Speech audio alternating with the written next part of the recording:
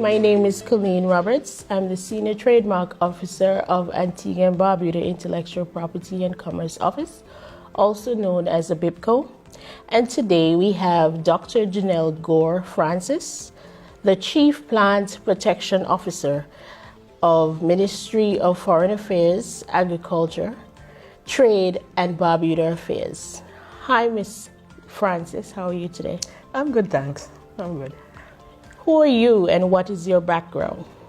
Okay, well, you already indicated that I am the Chief Plant Protection Officer within the Ministry of Agriculture. I also I have a PhD in biology, having completed a doctorate degree at the University of the West Indies, Cave Hill campus. I also would have done that following a Bachelor of Science in biology as well, a double major in biology from the same institution. Prior to that, I have a short history with customs, where I worked for 2 years after I left the Antigua State College.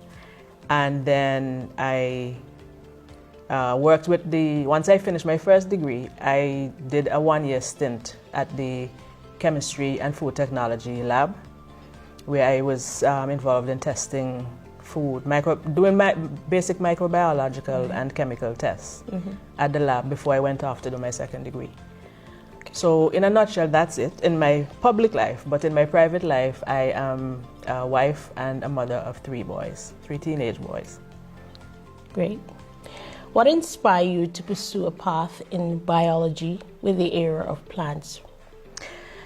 Well, I can say that it's a funny story, but I, throughout my career, having studied at the Antigua State College, and then after I finished my first degree, I made attempts to do medicine, because that is what, back in the day, each family wants to have a doctor and a lawyer in their family. Right. And so I guess that was in my mind. So I tried several times. It never happened. I wasn't accepted.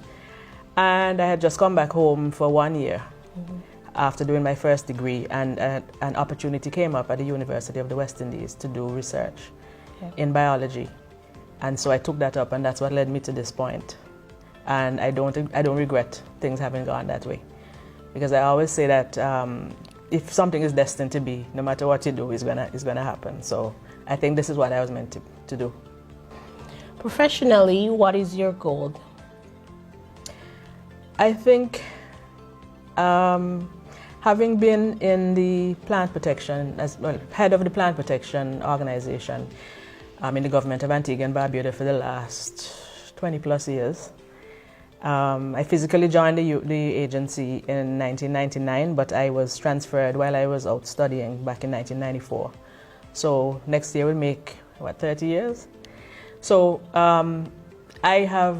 the goal that I had when I went into plant protection was to make it into, or transform it into that agency that serves the purpose to acquire the staff, to acquire the facilities, to acquire the equipment, to develop the processes, the structure, and so on that we need to be able to fulfill our role as the National Plant Protection Organization. So that was the ultimate goal. And since then, that is what I've been doing. It hasn't been an easy or straight road. It has been a very convoluted path, but I think I'm getting closer and closer to that point where we have an organization that is fit for purpose. And so that is what I think pushes me to continue in this field. When you began your work, did you have the knowledge of intellectual property then? If so, how did it benefit you? I had a basic understanding. I've heard of intellectual property, but it's not something that I really thought about. But while I was doing my research degree, that's my PhD, it was research. It's a doctor of philosophy I did. And I had done work on a disease called bacterial spot disease that affects pepper and tomato, with a view to finding the genetic basis for why the disease was able to bypass some of the effects of the chemicals that were being used, if it was based on the genes or what exactly was the cause of that. So that is what my degree was about. And in the process of doing that, I was able to generate new information.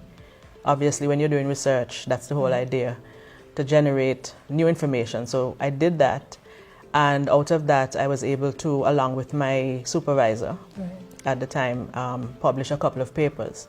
So we generated new knowledge, which was published and which could be referred to by others in the field to solve certain problems or to build on the knowledge that we would have developed and presented in those papers.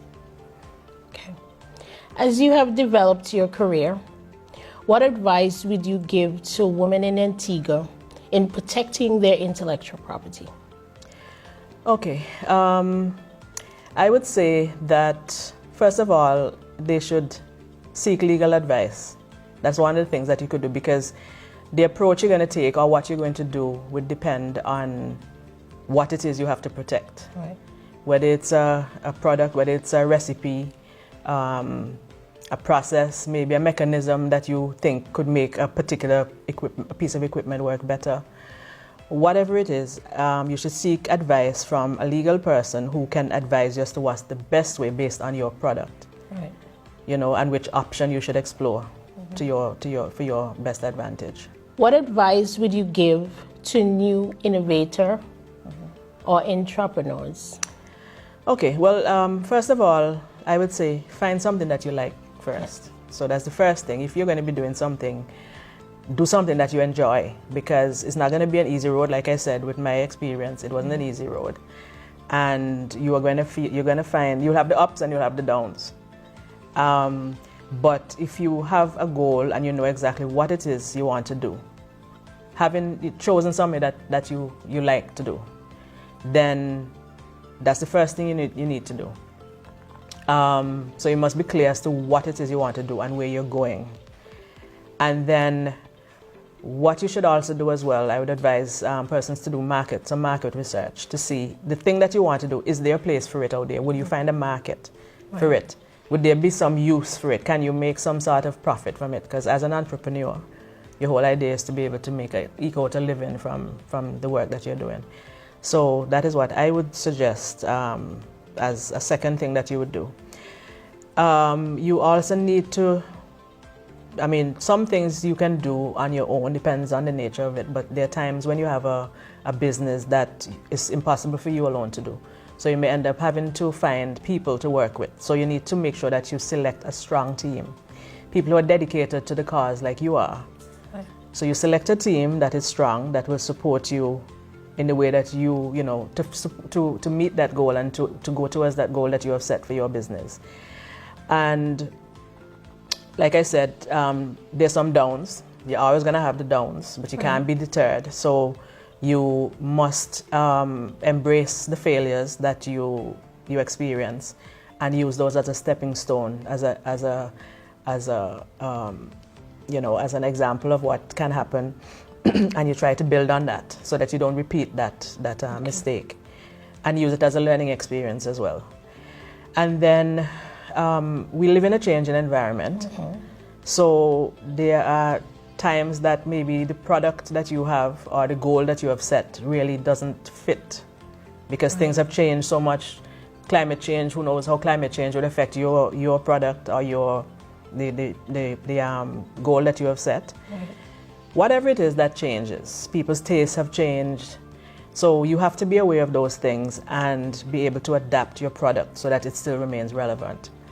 So that is another point I would give. And you also need to focus on your consumers as well, because you're producing something for a select set of people.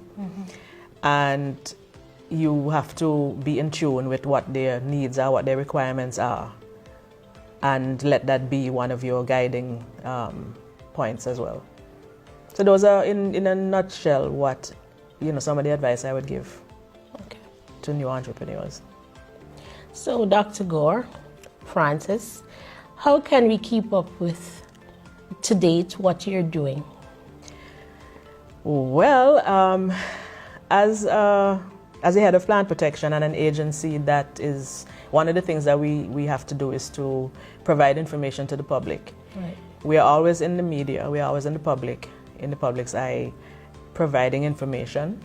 However, we can be contacted at the organization itself, and our numbers are listed in the directory. Okay. And you can also contact the ministry headquarters, and they would guide you accordingly as to how you can find us. But we're pretty easy to find. And the work that we do, we always try to do it in a public way so that at least it goes out and reaches our stakeholders.